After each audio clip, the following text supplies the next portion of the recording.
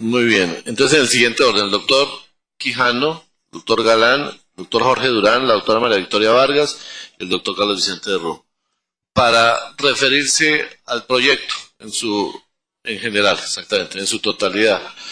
Luego procederemos a votar el título, las atribuciones, las considerando si existen, y por supuesto el articulado. En ese orden tiene la palabra el doctor Quijano. Señor presidente, teniendo en cuenta que usted nos brinda este espacio precisamente para explicar las razones por las cuales los miembros de esta comisión votaremos según sea el sentido que asumieran algunos en el día que se votó las ponencias, ocasión en la cual como miembro de la bancada del Movimiento Mira, mi voto fue negativo a las ponencias positivas. La verdad, quiero poner de manifiesto 7 razones por las cuales no acompañaré ni el título, ni las consideraciones y tampoco el articulado. Y es precisamente determinación de nuestra bancada sobre el particular. La primera de ellas, rápidamente.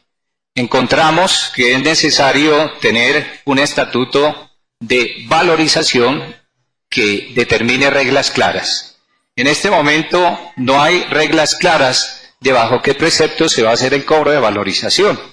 La razón es una: el artículo 3 del proyecto en discusión hace referencia precisamente a la administración de la contribución y en desarrollo del mismo determina las competencias, el cálculo para la liquidación, la asignación, la discusión, el recaudo, devolución, y en general dice que todo esto será ejercido de conformidad con la norma vigente.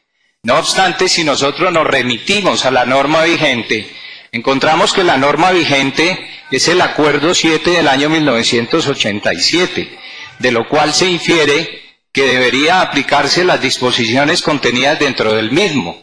Y dentro del mismo se establece precisamente lo que no está ocurriendo antes de llegar a la discusión de este proyecto, y es la no participación de la comunidad afectada en la selección de obras. Así lo determina el estatuto vigente. Es decir, que la instancia de consulta, los recursos de reposición, apelación y queja tendrían que hacer parte. Y también en el ejercicio del recaudo lo está haciendo el IDU, mientras que aquí el secretario de Hacienda, hoy ya cumpliendo un cargo del orden nacional, dijo que lo iba a hacer era la Secretaría de Hacienda Distrital.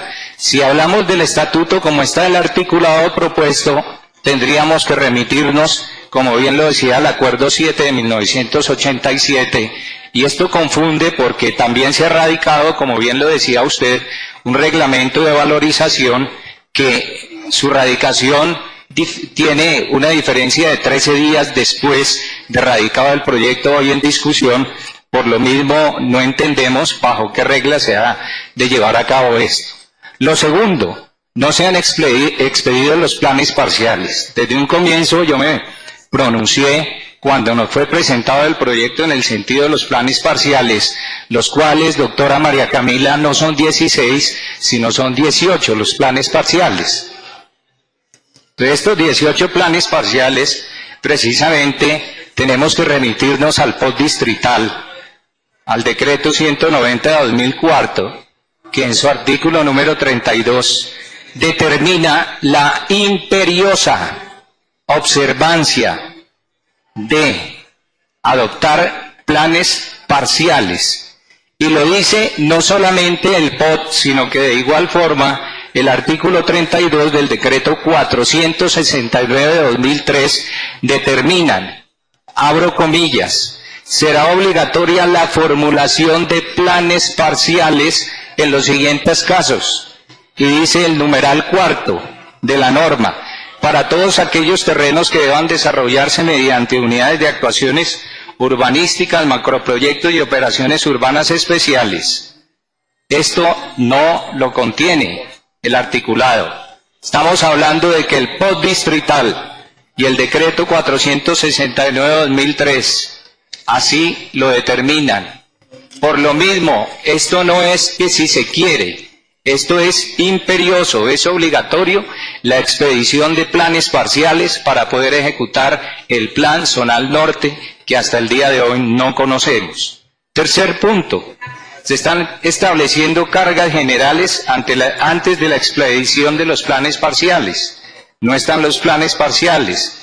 El decreto 2181 del año 2006 determina precisamente que los planes parciales incluirán aspectos tales como la determinación de los diferentes contenidos del plan de ordenamiento territorial y de los instrumentos que lo desarrollen. Y en el numeral 9 de ese mismo artículo, yo les pido, doctor Mejía, les solicito que por favor aquí me permitan hacer la presentación. Sí, discúlpeme, doctor Quijano, definitivamente hoy no. Yo le ruego a la policía que nos colaboren en el sentido de ayudarnos a imponer el orden. Esta es una obligación legal de la policía, lograr el orden, cuando éste se quebranta. Continúe con eso la palabra, doctor Humberto. Gracias, doctor Mejía. Decía que el decreto 2181 del año 2006, en su artículo 24, determina en torno a los planes parciales qué deben incluir. Y dice que en todos los casos deben incluir los instrumentos que los desarrollan y los complementan.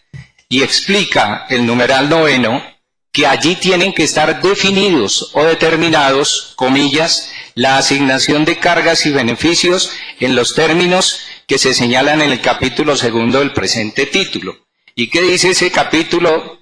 Ese capítulo es muy claro, pues hace referencia a cargas y beneficios, estableciendo entre ellas las generales o estructurales, y en su artículo 28, de una manera muy puntual, habla lo relacionado con redes matrices de servicios públicos que se distribuirán entre los propietarios para que se garantice un reparto equitativo de cargas y beneficios.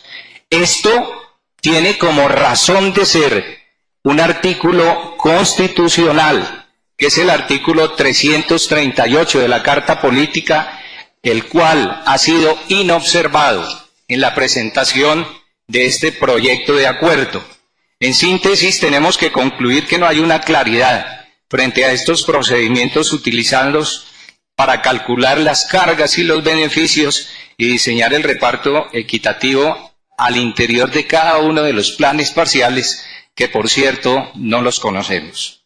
Cuarto punto, con la aprobación de la valorización se avalan precisamente obras sin los estudios y diseños correspondientes, y por lo mismo ese grupo de obras de las cuales no se conocen ni siquiera los impactos ambientales y sociales que van a traer consigo.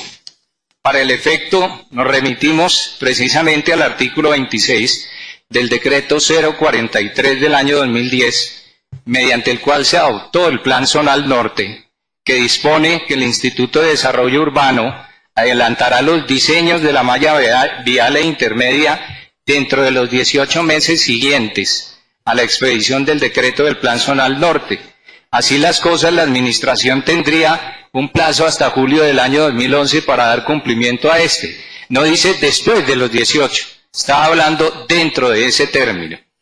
De igual manera, como un punto quinto crítico de este cuestionamiento, falta participación ciudadana. La participación ciudadana quedó de lado. Por eso, si vamos a aprobar un acuerdo o proyecto de acuerdo, tenemos que regirnos por las normas que estén regulando. Y vuelvo a que las normas que regulan determinan la participación ciudadana al día de hoy. Los ciudadanos tienen que participar porque el decreto nacional, el decreto 2181-2006, en su artículo 8, dice que el ciudadano tiene que ser informado públicamente. Esto concierne a los propietarios y vecinos, radicado una vez el proyecto, para que la entidad que haga sus veces los convoque, y los convoque precisamente a participar en la discusión de estos temas a fin de que conozcan la propuesta y expresen sus recomendaciones y observaciones. Vemos que esto no se está cumpliendo. Por eso consideramos pertinente que se revise antes de tomar una decisión de fondo. Como una sexta, aparece que se están desconociendo normas del ordenamiento civil. Aquí se están desconociendo normas del ordenamiento civil como lo es el artículo 675 del Código Civil colombiano. Este artículo 12 del proyecto, que es violatorio precisamente del Código Civil, habla de la adquisición del dominio en cuanto a los derechos del propietario, es decir, de adquirir el dominio con el sistema de reparto equitativo de cargas y beneficios que ha sido tenido en cuenta por el Código Civil, pero que en este momento no ha sido tenido en cuenta por el proyecto que hoy nos presentan. Por último, doctor Mejía, y esto sí que me preocupa, la asignación de competencias a las autoridades nacionales está contenido en un acuerdo que el Consejo de la Ciudad aprobaría. Es decir, el alcalde mayor de la ciudad propone darle funciones a los entes de orden nacional. Yo no había visto esto. En relación con el registro del gravamen, el artículo 13 de la iniciativa está asignando a través de este proyecto de acuerdo una competencia del orden nacional, como lo es prohibirle a los registradores de instrumentos públicos registrar escritura pública alguna, ni particiones, ni adjudicaciones en juicios de sucesión, hasta tanto no se acredite el pago de la contribución o la extinción de la obligación se dé.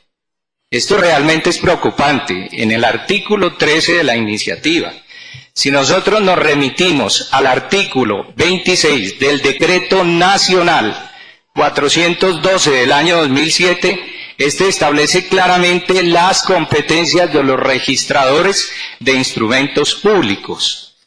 Por eso en la norma propuesta no se nos aclara de dónde salen esas funciones que la ley delegó en el orden nacional al presidente de la República y que son señaladas en cuanto a ejecuciones propias de una normatividad de carácter superior a un acuerdo de la ciudad. Así, señor presidente, dejo presentadas las razones de nuestra bancada por las cuales no acompañaremos esta iniciativa y en su momento la radicaremos en la plenaria para que sean tenidas en cuenta. Esto es el por qué Humberto Quijano, miembro de esta comisión, votó negativo y seguirá votando negativo. Todo lo demás que tengamos a bien, usted nos ponga como elemento de juicio para acompañar o no acompañar este proyecto. Muchas gracias, doctor Mejía.